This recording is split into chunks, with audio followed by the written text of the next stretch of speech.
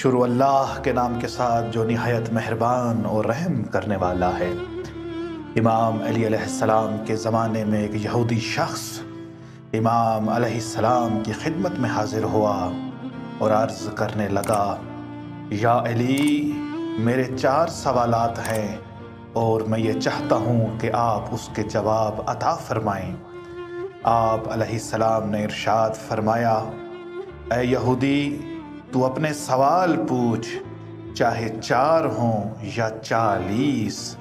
تو عرض کرنے لگا، یا علی، یہ بتائیے کہ واجب کیا ہے اور سب سے بڑا واجب کیا ہے؟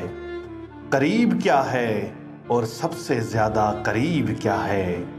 دشوار اور مشکل کیا ہے اور سب سے زیادہ مشکل کیا ہے؟ عجیب کیا ہے اور عجیب ترین کیا ہے؟